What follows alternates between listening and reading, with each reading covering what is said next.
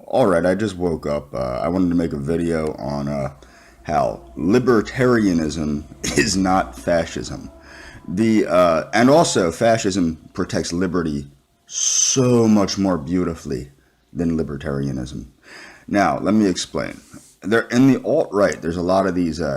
Basically, they're liberal capitalists pretending to be fascists with a healthy dose of racism. Now, first, let me point out. Free markets aren't something that the United States Constitutional Republic is about, because Congress is obligated to regulate trade on the behalf of the people and the Republic. So right there, that's fascistic in the United States Constitutional Republic. The U.S. Constitutional Republic was a turning back to the same principles that fascism was a turning back to, away from the liberal democratic fruitiness that pervade all over Europe. But more importantly, this libertarianism with this laissez-faire capitalism, as they promote so much. And what's actually funny is Ayn Rand, who's worshipped as God by the libertarians, didn't care for the Libertarian Party. She considered herself a conservative. However, she did not like this new brew of conservatism, which I don't either, that started incorporating all the Jesus freaks. I don't like that either. But getting back to it, these libertarians that pretend to be alt-right, all they are is libertarians that embrace the same idiotic principles of libertarianism, which would result in absolute chaos and anarchy. And on top of that, they embrace this nonsensical racist ideology, which does not have to do with fascism. Mussolini-style fascism did not embrace racism. And even certain aspects which are eugenic, that Mussolini did integrate anti-Semitic policies later, but that was due to being influenced by Adolf Hitler, which was much, much, much, much later. You have to understand Mussolini took power way before Hitler.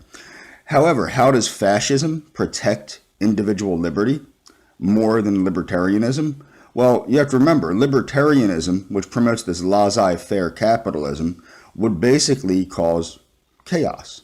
Now, this would also result in the most wealthy castes having dominion over the poor castes. So really, it's kind of the same as we have it now, except with less regulation on the rich people, and God only knows what the hell they'd be doing. Also, you have to understand, individual liberty is also about protecting your rights from somebody else. So in a laissez-faire capitalist society in which they believe that freedom of speech means everything from kiddie porn to God knows what, this violates the rights of individuals. For example, some libertarians go so far as to say there should be no consensual age, for sex or whatever, or signing contracts or things of that nature.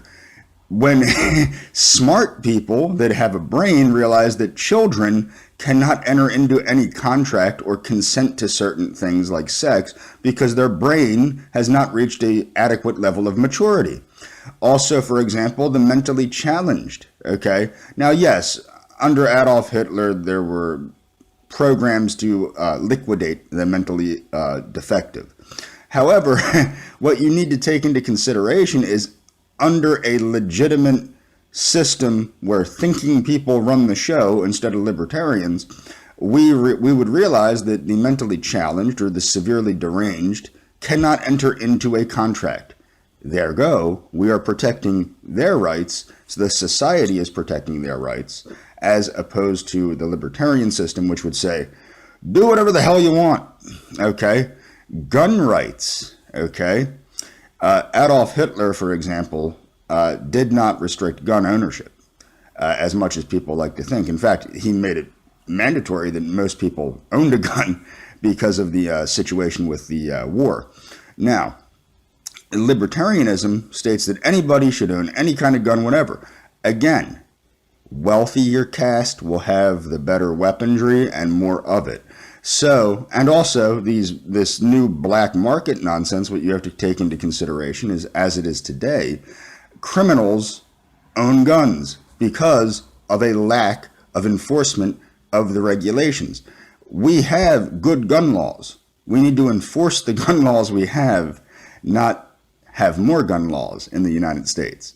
So, and this is what's interesting about the way libertarians view things, is their view is get rid of all the laws, all the regulations. Okay, medicine. Why do we need regulations on medicine? Well, Jesus Christ, do you not think that selling inert chemotherapy or things of that nature might be a bad thing, or inert vaccines or other things that would take place in a laissez-faire capitalist society without food and drug regulations? Because that would happen.